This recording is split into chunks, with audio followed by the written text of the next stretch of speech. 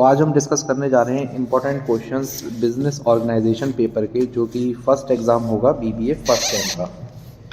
ये एग्ज़ाम इसलिए भी इम्पोर्टेंट है क्योंकि ये जो बच्चे इनरोल्ड हुए हैं वो उनका पहला एग्ज़ाम है ग्रेजुएशन लेवल पे। So the first question is the securities and exchange board of India SEBI act was passed in, there are 4 options, फिर 1956, 1962, 71 and 1992। So the correct answer is 1992। SEBI जो है एक ऐसी बॉडी है जो India के stock markets को control करती है और इसके एक्ट का गठन हुआ था 1992 में। So D is the right answer. Second question, limit of investment in a small scale industry is. जो स्मॉल स्केल इंडस्ट्रीज होती हैं इसमें इन्वेस्टमेंट की लिमिट कितनी है? तो इसका करेक्ट आंसर है ए 1 CR। तो स्मॉल स्केल इंडस्ट्रीज जिसमें छोटी छोटी चीज़ों का निर्माण होता है उसमें इन्वेस्टमेंट की लिमिट गवर्नमेंट ने 1 CR रखी है और मीडियम में गवर्नमेंट ने लिमिट 10 CR रखी है। तो ये भी क्वेश्चन आ सकता है कि मीडियम में कितनी रेंज है, तो उसका आंसर है 10 CR और स्मॉल का है 1 CR। Now the third question is, a government company is any company in which paid up capital held by the government is not less than। एक गवर्नमेंट कंपनी में government का, सरकार का कितना शेयर होना चाहिए? तो इसका करेक्ट आंसर है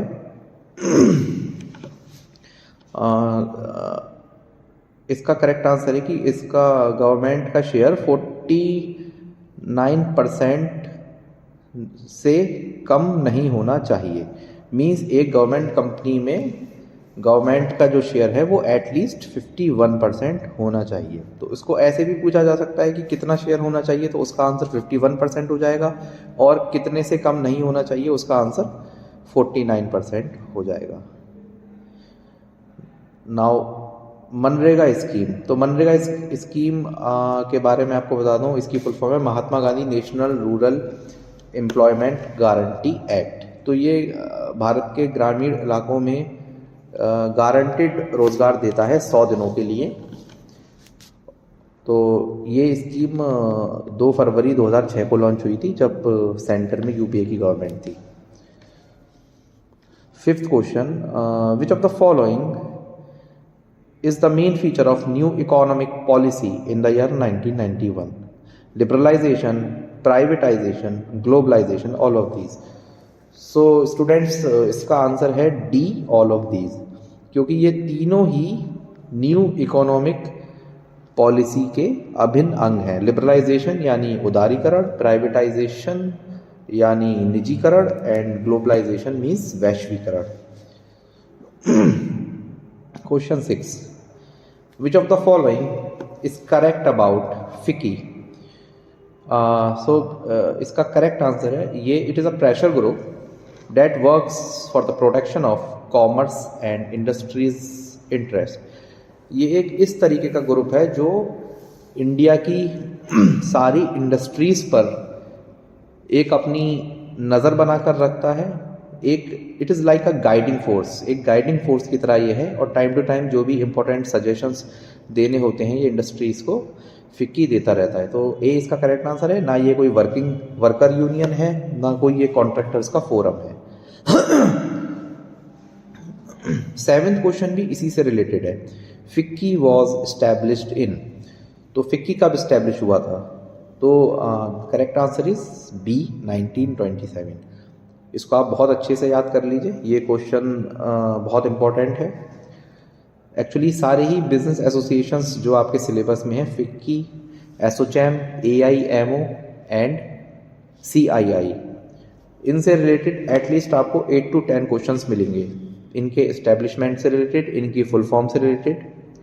तो आप इसको अच्छे से प्रिपेयर कर लीजिए। 8th question is, which of the following is not a method of loss financing. इनमें से क्या लॉस फाइनेंसिंग का तरीका नहीं है? Diversification, retention, insurance and hedging. तो the correct answer is diversification. Diversification का मतलब होता है जब हम अपने बिजनेस को डाइवर्सिफाई करते हैं। डाइवर्सिफाई मीन्स जब हम अपनी बिजनेस की रेंज बढ़ाते हैं, अलग अलग प्रोडक्ट्स में और सर्विसेज में हम डील करते हैं, that is called diversification. Question number 9, which among the following is not concern with chamber of commerce and industries, इनमें से क्या chamber of commerce and industries से रिलेटेड नहीं है? CII, FICCI, ICICI या एसोचैम? सो it's correct answer is CICICI, क्योंकि ये तीनों ही, जैसा कि मैंने अभी बताया, प्रेशर ग्रुप्स हैं। ICICI एक प्राइवेट बैंक है और ये इसका कोई भी connection chamber of commerce and industries से नहीं है। Question number 10, economic reforms measures in India were formally introduced in, so it's correct answer is July 1991, यानी इंडिया में जो इकोनॉमिक रिफॉर्म हुआ था बड़ा, जो कि जिसको LPG बोला जाता है, लिबरलाइजेशन, प्राइवेटाइजेशन एंड ग्लोबलाइजेशन, ये 1991 में लॉन्च हुआ था, जब हमारे finance minister doctor Manmohan Singh थे, जो कि हमारे देश के प्रधानमंत्री भी रहे हैं 10 साल। Question number 11, business risk is not likely to arise due to, इनमें से किस वजह से बिजनेस का रिस्क नहीं होगा? A, changes in government policy, B, good management, C, employee dishonesty या D, पावर फेल्यूर। देखिए, इसका सही आंसर है B, good management. Good management की वजह से बिजनेस रिस्क नहीं होगा, बाकी तीनों वजह से बिजनेस रिस्क होने की संभावना है। One example of small scale fixed retailers among these, इनमें से क्या स्मॉल स्केल फिक्स्ड रिटेलर का एक एग्जाम्पल है? Peddlers, general stores, hawkers, cheap jacks. तो स्टूडेंट्स इसका आंसर है B, जनरल स्टोर्स, क्योंकि इसमें बाकी तीनों जो प्रकार हैं, पैडलर्स, हॉकर्स, ये संगठित तरीके से काम नहीं करते। मीन्स अगर कोई ये फेरी वाला है तो ये कभी भी कहीं भी जाके अपने माल को बेच सकते हैं, कोई भी इनका सुनिश्चित स्थान नहीं है, कोई सुनिश्चित समय नहीं है। बट जनरल स्टोर, उसका एक प्लेस होगा, टाइमिंग्स होगी, तो इस वजह से वो स्मॉल स्केल फिक्स्ड रिटेलर का एक एग्जाम्पल है। Question number 13, which of the following can not be classified as an objective of a business, इनमें से बिजनेस का मेन ऑब्जेक्टिव क्या नहीं है? इन्वेस्टमेंट, प्रोडक्टिविटी, इनोवेशन या profit earning. So it's answer is A, investment. Investment प्रमुख उद्देश्य नहीं है। प्रमुख उद्देश्य